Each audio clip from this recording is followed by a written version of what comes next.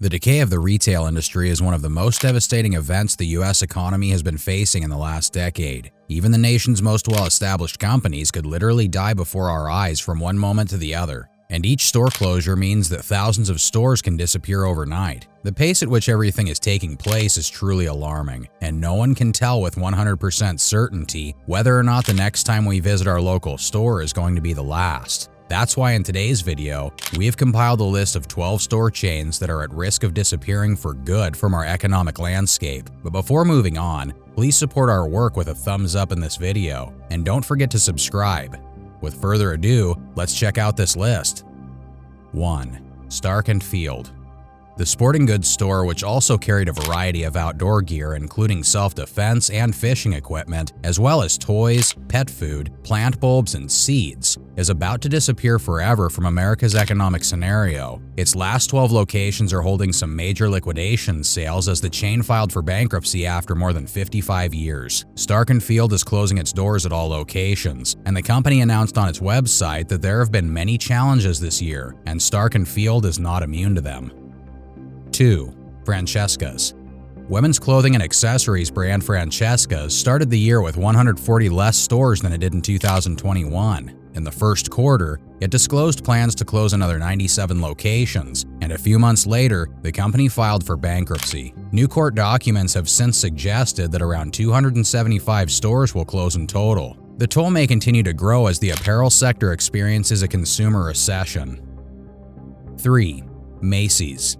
In the past couple of years, beloved department store Macy's closed 125 stores and cut over 2,000 jobs to weather the storm brought on by COVID-19. But even before that, things were going from bad to worse for the retail chain, which closed 68 stores in 2019 and slashed over 10,800 jobs right before the holiday season. Industry analysis argue that the company is running out of ways to reinvent itself amid such a competitive environment. Green Street Advisors estimated that about 40% of U.S. department stores had closed since 2016, and Macy's ongoing decline is just a reflection of a larger trend that is likely to continue to victimize similar brands in the years to come.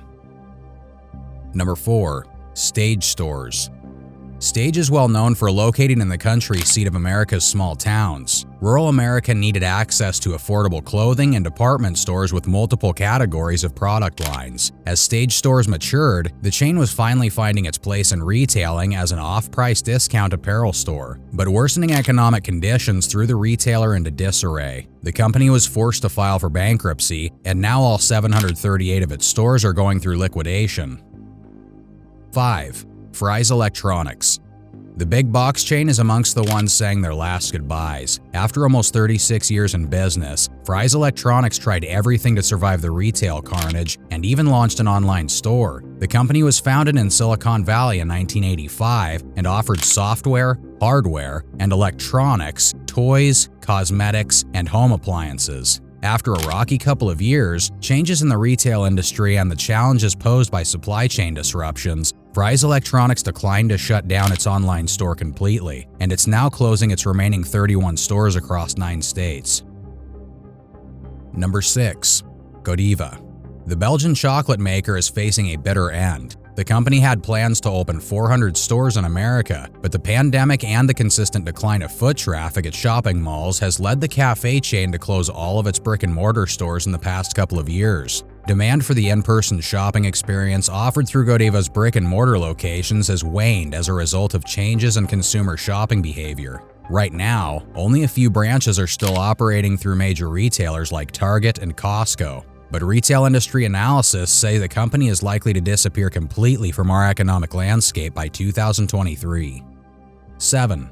Christopher & Banks, the women's apparel retailer, already filed for bankruptcy last year and said it planned to close a significant portion of its brick-and-mortar stores. But as sales remained flat throughout much of 2021, the inevitable happened. The chain was forced to close all of its 499 locations across the U.S. and lay off its staff members. Right after the announcement, liquidation company Hilco Merchant Resources conducted ongoing out-of-business sales for 40 to 60% across all stores. And for the first time since 2017, the company actually saw sales booming, but it seemed all too late at that point.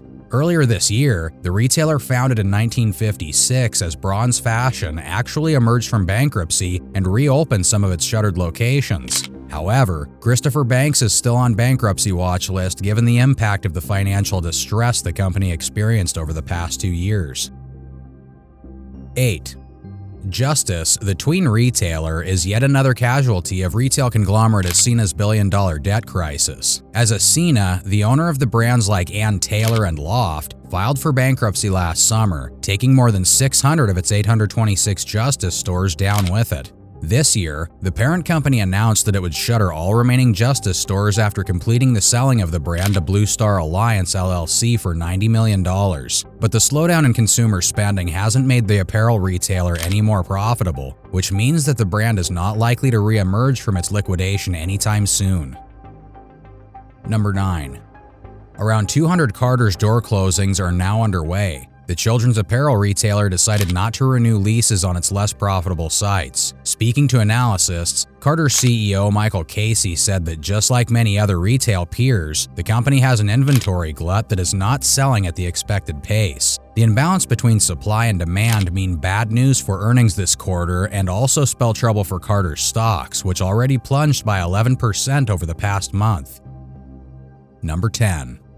The decay of American Eagle Outfitters mirrors the decay of the nation's shopping malls. The company is closing 250 of its outlets, most of which are mall-based, after revealing a $42 million sales loss in September, causing the company's shares to crash 7.4% in a single day. Sales also fell 6% from the previous quarter. Chief Operating Officer Mike Matthias pointed to a slowdown in demand caused by the macroeconomic environment. The retail environment's not pretty right now, added Jefferies analyst Corey Tallo.